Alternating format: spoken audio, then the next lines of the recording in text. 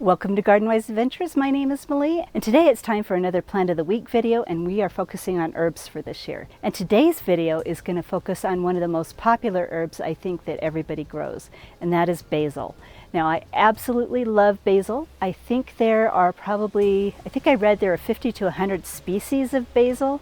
And then I read another article that talked about 17 varieties that you could grow in home gardens that are edible. Now, basil is edible and medicinal. We're not going to go over any of the medicinal qualities because I'm not an herbologist or a naturopath or a doctor, and I don't want to lead anybody wrong. There's plenty of other videos from knowledgeable people and people who know what they're talking about where you can go and find out whether or not basil is something you should use medicinally. But we will talk about the edible uses and how to grow it. Now, I live in Utah, zone 6/7, and I grow basil as an annual. And I think most places in the world, basil is just an annual. There may be places that don't get any freezes at all, where it may hold over with proper care for more than 1 year.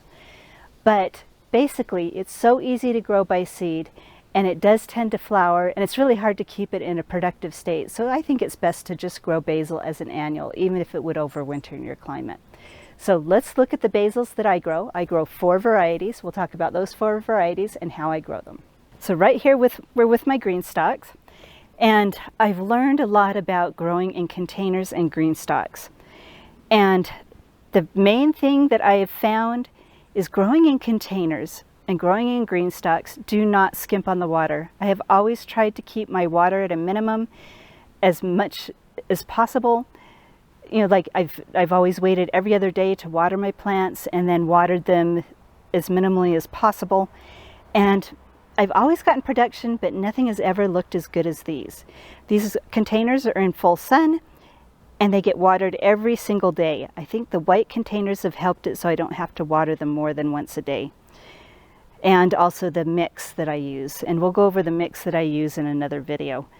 But a lot of water and then weekly fertilizer. I've even got a producing tomato down here in a 1-gallon container. This is just a 1-gallon nursery container. It's kind of hard to see down there. And it's producing tomatoes.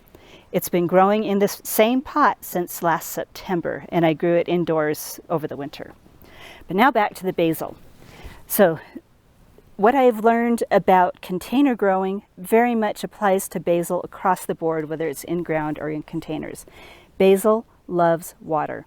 It loves water, it loves highly nutritious soils, and it loves fertilizer. The more you could give it of all those, now obviously fertilizer, you need to be very careful with it and not over fertilize, but the highest nutrients you can give it that is not over fertilizing, the better. Now this right here is one of my very, very favorite varieties. This is purple ruffles basil. If you look really carefully, sometimes the edges will have this green cast around them. They've got these gorgeous flowers. And this is the other thing I wanted to talk about with basil. The flowers are gorgeous, the pollinators love them, but if you start seeing flowers, you need to pick them off. So let's pick it off here. And the reason we do that is to keep this basil productive. If you start letting it produce flowers to the point where it starts setting seed, then this plant will think that it's fulfilled its goals, and it will stop producing leaves. But the more you cut it back, the bushier it'll get. So we've got purple ruffles basil right here. And if you notice, just look at the ridging, because we're going to show you one that is a look-alike but is different. So this is purple ruffles, and this is purple opal. Now purple opal basil is not as ruffly. It's got that same dark color, and these are both very edible. I dehydrate both of these. I use them similarly. And they have kind of an anise flavor to them, a basil anise flavor. And I love, love preserving these. I just dehydrate the leaves and preserve them and use them for cooking. So let's go, now these get part shade. Let's go show you what some purple opal basil looks like in the full sun. Now this actually is the exact same purple opal basil, grown from the same seeds, in the same batch, grown at the same time. And I don't harvest from this green stalk, so I let these flower for the pollinators. But as you can see, this purple opal basil has the purple spots there. And if it gets enough shade, it will turn back fully purple. So I love growing basil in containers, but I also love growing it in ground. Let me go show you some that's being grown in ground. Here's another purple Ruffles basil in my front yard being grown in ground. I don't really fertilize this, so we haven't got the same growth as we have in the containers. This I just put in for a pop of color. I actually like using these as ornamentals because they're such gorgeous plants. And the ones that I use as ornamentals, I will allow them to flower. And here's another one that really hasn't gotten enough fertilizer and enough sun, so they're just not as big as they could be. Now on the south side of my property, with my tomatoes, I actually have the Genovese green basil. There's so many different types of green basil. And I've been harvesting off of this. We still are getting flowers, so I pull the flowers off.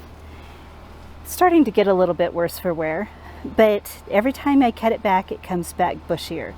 It could probably use a little more fertilizer because I haven't fertilized this bed. The tomatoes are not needing it, so I'm not going to fertilize for the basil. But basil really is happiest, like I said, with a good amount of moisture, a good amount of fertilizer, and full sun. It can take a little bit of shade, but you will reduce the vigor of the plant. This is another one. This side, I've actually had this plant under a shade cloth. I shaded the tomatoes to see if we could start getting more production. It actually worked, and we're finally in August starting to get some production on the tomatoes. It's just been a really weird weather year. But anyway, this did have some shade over it, and you can see the speckling is a lot more pronounced. And as we're starting to get more sun, now that the shade is off, we're starting to change to that purple color. These are absolutely gorgeous plants. Once again, that's purple opal basil. Now for the next one that I love. I have not ever really used this one in cooking. You can definitely use it in cooking. I've just never found the opportunity. I plant it for the flowers. They bring in the pollinators, and they are absolutely gorgeous. And the scent is very cinnamony and to die for. This is Thai basil. It's a little different than holy basil or Tulsi basil. This is Thai basil. It's very compact, and from what I've heard from people who like to use it, it is very usable. This is another one that is, I think, quite medicinal. So now that we've talked about how to grow basil and the conditions that they like, let's take you inside and show you how I preserve it. So we're back inside.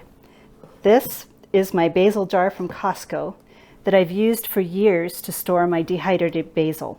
So I basically just dehydrate it and store it whole leaf, and then break up the leaves just before cooking. And this is where I dehydrate my basil. This is inside. This is my grow room. I have grow lights and a fan in here. I just turned the fan off because it's so loud. But this is ready to store. What I'm going to do is take the stems off the leaves. I'll just take those stems off, stick them in the jar that I showed you, and then they're ready to use. And then also, like I said, before I use these, I just rub these between my two hands so it becomes a powder. They're so dry that they become a powder when I rub them between my hands. And that's how I use my basil in cooking. I've got quite a bit here, and this should be enough for a year's supply. I don't use a ton of it. So that's all there is to growing basil. It's very easy to grow if you have the right conditions, and the right conditions are easy to find in your regular garden beds as long as you end up watering enough and give it enough sun. So I would love to hear your favorite varieties of basil because there are so many of them, and I know that everybody has their own favorites. One variety that I have not grown in Utah that I did grow in Southern California was the African blue basil.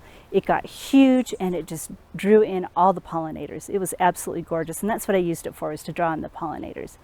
But anyway, I would love to hear your favorite varieties. And hopefully this video is helpful for you. If it has been helpful, I hope you like, subscribe, share it with your friends, and go have a wonderful garden.